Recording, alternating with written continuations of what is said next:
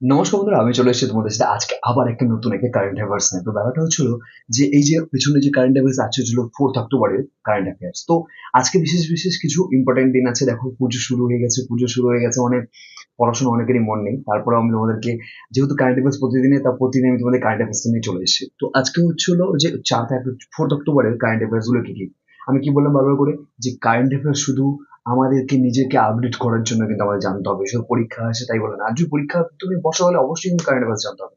তো আজকে বেশি কথা না বলে চলো স্টার্ট করা যাক যে গুরুত্বপূর্ণ কারেন্ট অ্যাফেয়ার্স গুলো কি কি। সেটা হচ্ছিল আজকে ফার্স্ট, আজকে যেটা ফার্স্ট আছে সেটা হচ্ছে ওয়ার্ল্ড অ্যানিম্যাল ওয়েলফেয়ার ডে। ঠিক আছে, ওয়ার্ল্ড অ্যানিম্যাল ওয়েলফেয়ার ডে মানে অ্যানিমালদের যে সুরক্ষা ভালো রাখার যেটা কি দিন, সেটা কি ওয়ার্ল্ড মানে কি পুরো বিশ্বের যে অ্যানিমালটাকে ভালো রাখার দিন, তাই তো। তো এখানে থিমটা কি ছিল, যে অ্যানিমাল ডে, যেটা ওয়েলফেয়ার ডে, তো হচ্ছে অ্যানিমাল ওয়েলফেয়ার ডে থিমটা কি ছিল, the world is their home too. মানে আমাদেরও যেরকম, পুরো বিশ্ব যেরকম, আমরা পুরো মানুষদেরও যেরকম আছে সেরকম কি কুকুরদেরও যেন পুরো বিশ্বটা তাদের ঘর, ঠিক আছে, তারা যেন ঘরের মতন ব্যবহার করতে পারে সেটাই বলেছে।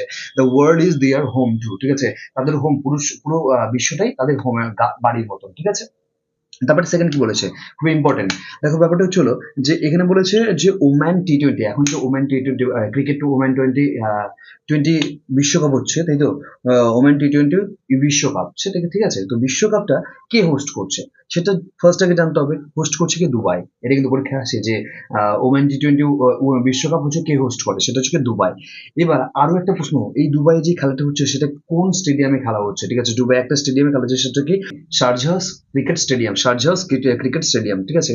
এবার এই শারজাহ ক্রিকেট স্টেডিয়ামটা কোথায়, সেটা কি শারজাহতেই, ঠিক আছে। এবার তোমাকে প্রশ্ন আসতেই পারে যে এইভাবে এইভাবে না এসে যে শারজাহ ক্রিকেট স্টেডিয়ামটা কোথায়, ঠিক আছে। এবার প্রশ্ন আসতে পারে কিন্তু যে শারজাহ ক্রিকেট স্টেডিয়ামটা কোথায়, সেটা কি দুবাইয়ে আছে, ঠিক আছে। আর যদি বলে কি হোস্ট করছে, সেটা দুবাই। ওকে। তারপরে কি বলেছে, বাপু টাওয়ার, এটা খুবই ইম্পর্টেন্ট, ঠিক আছে। এটা থেকে আমি কেন এটা নিয়েছি, এটা আমি কেন ইম্পর্টেন্ট হচ্ছে, যে কারণ এই জিনিসটা কিন্তু আমাদের পরীক্ষায় ভালো মতন আসতে পারে। যেমন কি আজকে কি বলেছে, বাপু টাওয়ার। বাপু মানে কি, আমরা বাপু কাকে বলে সম্বোধন করি, সেটা কি রিসেন্ট আমাদের বার্থডে গেল, সেটা কি মহাত্মা গান্ধী। মহাত্মা গান্ধীকে আমরা কি বাপু বলি, বাপু। তো মহাত্মা গান্ধী টাওয়ার, কি মহাত্মা গান্ধীর জন্য একটা টাওয়ার বানিয়েছে, কোথায়, সেটা কোথায় বানিয়েছে, সেটা কি পাটনা, বিহারে। বিহারের কি, বিহারের পাটনাতে, তাহলে কি মহাত্মা গান্ধীর জন্য কি একটা টাওয়ার বানিয়েছে, তাকে বাপু টাওয়ার বলা হয়েছে, ঠিক আছে। আচ্ছা, যদি বলে যে বিহারের সিএম কে, বিহারের সিএম কি নীতিশ কুমার। কি বিহারের সিএম কি নীতিশ কুমার, 2015 সাল থেকে আই থিঙ্ক আছে এখনো। তো চলো তার কাজের মধ্যে, ঠিক আছে। তো চলো যদি বলে সিএম কি নীতিশ কুমার, তাই তো। তো পাটনার কোথায়, পাটনা বিহারের কোথায়, পাটনাতে। কবে হয়েছিল, যেহেতু আমাদের তোমার হচ্ছে 2nd অক্টোবর কি গান্ধীজির জন্মদিন ছিল, সেই উপলক্ষে তার জন্য টাওয়ার বানিয়েছিল। কেন এই টাওয়ারটা বানানো হয়েছে বিহারে, কেন বিহারে টাওয়ার বানানো হয়েছে, কারণ আমরা জানি যে হিস্ট্রিতে আমরা পড়েছি যে গান্ধীজি যখন দক্ষিণ আফ্রিকা থেকে আমাদের ভারতে আসে, কত, 9ই জানুয়ারি, তোমার হচ্ছে 9ই জানুয়ারি 1915, ঠিক আছে। 1915 যখন আমাদের ইন্ডিয়াতে আসে, তখন আমরা সেই জিনিসটাকে কি প্রবাসী দিবস বানাই। তারপরে কি 1916 সে সবকিছু একদম দেখছিল যে কোথায় কি হচ্ছে না হচ্ছে, সবকিছু সে পর্যবেক্ষণ করছিল। তারপরে ইন্ডিয়াতে এসে প্রথম যে সত্যাগ্রহ করেছিল, সত্যাগ্রহ বা আন্দোলন করেছিল, সেটা কোথায়, বিহারের চম্পারণ, ঠিক আছে। এটা আসলে তোমরা অনেকে জানো যে বিহারের চম্পারণে, চম্পারণে কি করেছিল, সত্যাগ্রহ আন্দোলন করেছিল। কি বিষয় নিয়ে, সেটাকে 3 বিঘা পদ্ধতি, কি বলছে, 3 বিঘা পদ্ধতি, 3 বিঘা পদ্ধতি, ঠিক আছে তো, 3 বিঘা পদ্ধতি। তাহলে কি যদি বলে চম্পারণ সত্যাগ্রহ কিসের বিষয় নিয়েছিল, 3 বিঘা পদ্ধতি। আচ্ছা, 3 বিঘা পদ্ধতিটা কি, 3 বিঘা পদ্ধতি হচ্ছে হলো যে, মনে করো প্রত্যেকটা যারা জমি আছে, তাদের জমির মধ্যে থেকে 3 বিঘা করে কি করতে হবে, নীল চাষ করতে হবে, নীল চাষ। এবার ইংরেজরা সেটা বলে দিয়েছিল।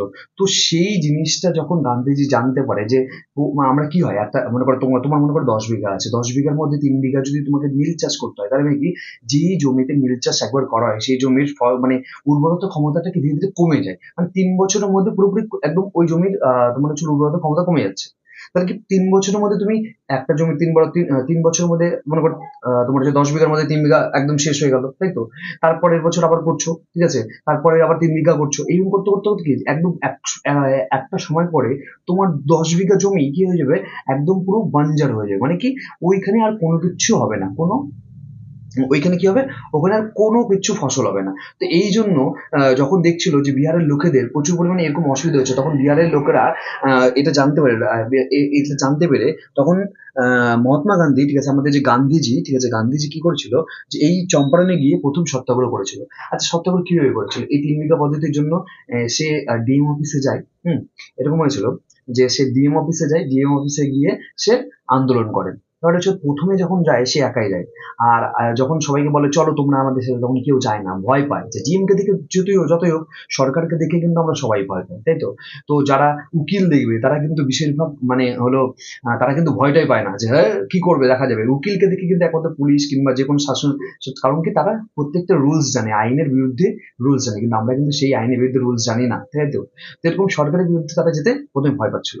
তবে যখন গান্ধীজি একা গিয়ে আন্দোলন করে যে আমাদের এই 3 বিঘা পদ্ধতিটা আমরা যেটা চলছে নীল চাষের বিরুদ্ধে, সেটাকে আমরা বন্ধ করতে চাই, তখন সেখানকার ডিএম বলে যে এটা হবে না, তখন এটা সম্ভব না। তখন সে বাইরে দাঁড়ায়, বাইরে দাঁড়িয়ে অনেকক্ষণ ধরে অনেক মানে মোটামুটি 4-5 দিন ধরে সে কি করে, ভূকত্তল করে।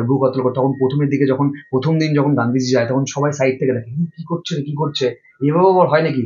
যখন দেখে যে প্রথম দিন তাকে কেউ কিছু করছে না, তখন ধীরে ধীরে ধীরে কিছু লোক জুতা নিয়ে একদম সামনের দিকে যায়, ভাই আমরা যাই, যদি কিছু হয় তাহলে জুতো নিয়ে মারবো দৌড়, ঠিক আছে, হাতে নিয়ে দৌড় মারবো। তারপর ধীরে ধীরে কিছু লোক আসে, এইভাবে দৌড় ধীরে ধীরে ধীরে ধীরে প্রচুর পরিমাণে লোক আসতে থাকে। তারপরে যখন ডিএম আসে বলে যে এই জিনিসটা মানবো না, তখন তখন মহাত্মা গান্ধী যেহেতু লয়ার ছিল, ঠিক আছে, তোমার বার অ্যাসোসিয়েশন বলে না, যে হচ্ছে যারা উকিল থাকে তাদের বার অ্যাসোসিয়েশনের হেড হয়।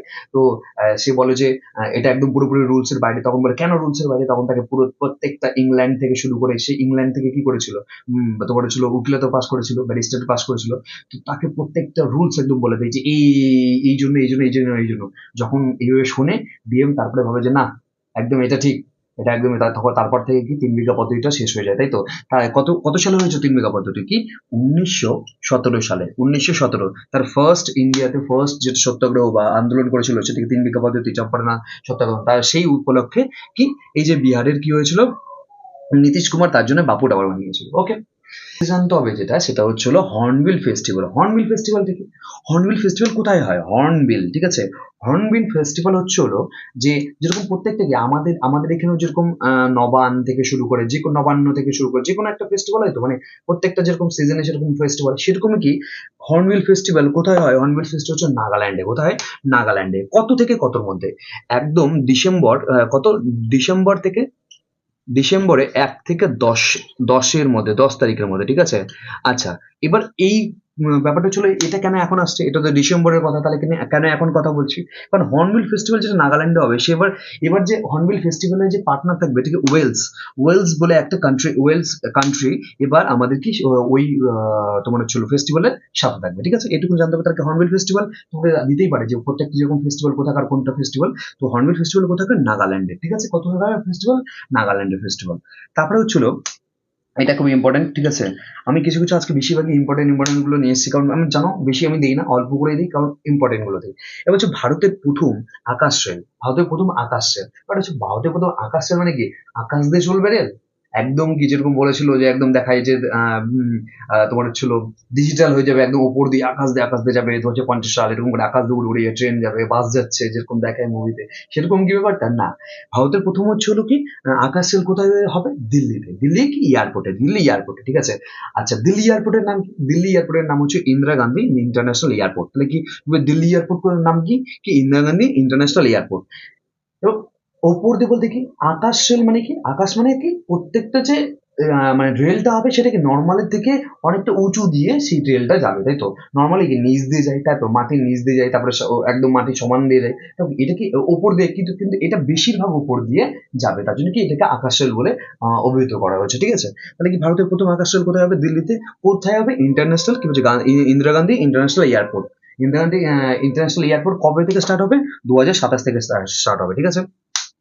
এরকম কিন্তু পরীক্ষায় আসে যে প্রত্যেকটা দিল্লি যেরকম এয়ারপোর্টের নাম কি, তারপর হচ্ছে মুম্বাই এয়ারপোর্টের নাম কি, এরকম কিন্তু প্রত্যেকটা এয়ারপোর্টের নামও আসে। সেটা আমরা যদি সময় পাই তারপরে সেগুলো আমি স্ট্যাটিকের মধ্যে পড়াবো যে কোথায় কোন এয়ারপোর্ট, কিভাবে স্ট্রিক দ্বারা সেই জিনিসটাকে মনে রাখা যায়। আর হ্যাঁ, তোমরা যদি আগেকার ভিডিও যদি দেখে দেখো, যাও গিয়ে দেখো যে আমি খুব শর্ট শর্ট ট্রিকের দ্বারা ইন্ডিয়া স্টেটের নামগুলো, ঠিক আছে, নর্থ ইস্ট স্টেটের নাম একদম খুবই শর্ট ট্রিকের দ্বারা 5 থেকে 10 সেকেন্ডের মধ্যে সেই ভিডিওটা তুমি একদমই মানে দেখার পরে মনে হবে জাস্ট তোমার স্টেটের নাম একদম মনে পড়ে যাবে যে কোথায় কোন স্টেট আছে, ঠিক আছে। নর্থ ইস্টে আছে, তারপরে হচ্ছে সাউথ পড়িয়েছি, ইস্ট পড়িয়েছি, আজকে তোমার হচ্ছে নর্থ পড়াবো। তো প্রত্যেকটা যে স্টেটের নামগুলো একদম শর্ট ট্রিকের দ্বারা মুখস্থ করেছে। যদি পারলে পারে যাও গিয়ে ভিডিওটা দেখে নাও, ওকে। আর যে প্ল্যাটফর্ম থেকে দেখছো আমার চ্যানেলে কিন্তু অবশ্যই গিয়ে সাবস্ক্রাইব করে দাও। আর অন্যান্য ভিডিওগুলো আপাতত দেখো, একদম সহজ করে তোমাদেরকে বোঝানো হচ্ছে। তো যেটা কথা হচ্ছিল 2027 কত কিলোমিটার মধ্যে হবে, কি 7.7 কিলোমিটার। কত? 7.7 কিলোমিটার। কটা স্টেশন জুড়বে? 4টা স্টেশন। মানে 4টা স্টেশন মানে কি, আগে যেরকম কি আমরা যখন এয়ারপোর্টে যাই, এয়ারপোর্টে গিয়ে কি হয়, বাস আছে, ঠিক আছে, আমাদের যে একটা গেট নাম্বার বলে দেয়, গেট নাম্বারে গিয়ে দাঁড়ায়, গিয়ে ওখানে গিয়ে বাস আছে, বাস থেকে আমরা কি ফ্লাইটের কাছাকাছি যাই। তো সেরকমই যাতে আমাদেরকে বেশি হয়রানি না হতে হয়, তাই তো, সেরকমই তার জন্য ইন্দিরা গান্ধী এত ট্রাফিক, মানে কি দিল্লিতে প্রচুর পরিমাণে ট্রাফিক, তো তার জন্য কি সেখানে কি যাতে ব্যস্ত ব্যস্ত এয়ারপোর্ট, তো সেইখানে তার জন্য এই মেট্রো করছে, মেট্রোর মতন করা হচ্ছে, রেলের মতন করা হচ্ছে, যেটা কি এক জায়গা থেকে আরেক জায়গায় নিয়ে যেতে আমাদেরকে সাহায্য করবে। যেমন 4টা স্টেশন এখানে অ্যাড করা হবে, ঠিক আছে। কটা স্টেশন অ্যাড করা হবে? 4টা স্টেশন। তারপরে হচ্ছিল, এবার তো প্রশ্নই আসতে পারে যে এবার যে আমাদের ফিফা ওয়ার্ল্ড কাপ হবে, ঠিক আছে, ফিফা ওয়ার্ল্ড কাপ কত, ফিফা ওয়ার্ল্ড কাপ এটা হচ্ছিল যে মেনদের হবে, যেটা কি বলে ফিফা ওয়ার্ল্ড কাপ 2026। আর কি ফিফা ওয়ার্ল্ড কাপ, ঠিক আছে, 2027। তাহলে ওয়ার্ল্ড কাপ কি ওমান, ও ওয়ার্ল্ড কাপ হচ্ছে 2027। তাহলে এইটাকে স্পন্সর কি করছে, কোন জিনিসটা স্পন্সর করে? লেজ, আমরা যে লেজটা খাই না, সেই লেজ হচ্ছে হলো ফিফা ওয়ার্ল্ড কাপ এবং 2026, এবং হচ্ছে ফিফা ওয়ার্ল্ড কাপ 2027 কে কি হচ্ছে, ওমান 2027 কে কি করছেন, এটা স্পন্সর করছেন।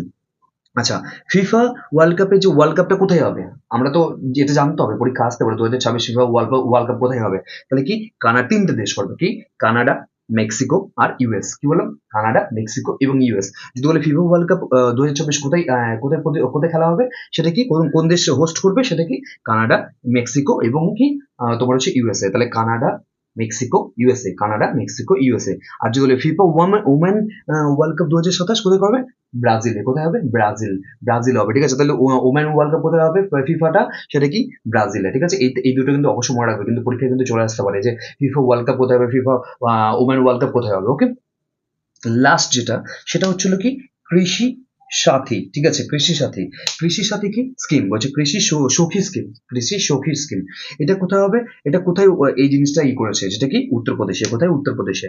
এই স্কিমটা কোথায় করেছে, যদি বলে কৃষি সখী স্কিম কোথায় উদ্বোধন করা হয়েছে, সেটা কি উত্তরপ্রদেশে। কাদের জন্য? মহিলাদের জন্য। কৃষি সখী মানে কি, ভাবো, কৃষি মানে কি, কৃষিকাজে, সখী মানে কি, সেটা সাহায্য করা, তাই তো। সখী মানে কি বন্ধুর মতন, বন্ধু মতন করে সাহায্য করবে। মানে কি এটাতে কি হবে, উত্তরপ্রদেশের মহিলারা যারা মনে করো জমিতে চাষ করে, ঠিক আছে, জমিতে চাষ করে, মনে করো ছেলেরা তো জমিতে চাষ করে, তারপরে কিন্তু সেখানকার মহিলারাও কিন্তু প্রচুর পরিমাণে জমিতে প্রচুর পরিমাণে কন্ট্রিবিউট করে, তারা ভারী ভারী ভুড়ি অনেক কাজ করে, তাই তো। তো তারা যেন, যারা মহিলারা, তারা যেন প্রত্যেকটা বাজার সম্বন্ধে, যে বাজারে কোথায় কোন জিনিসটা বিক্রি হচ্ছে, মনে করো তা কারো যদি মহিলাদের বর মারা যায়, তাহলে তাদের সেই মহিলাটা কিভাবে তার জমি দেখাশোনা করবে, কিভাবে সেই জিনিসটাকে ফসল ফলাবে, যাতে কেউ তাকে এসে ঠকিয়ে না করে কিছু নিয়ে চলে যায়, ঠিক আছে।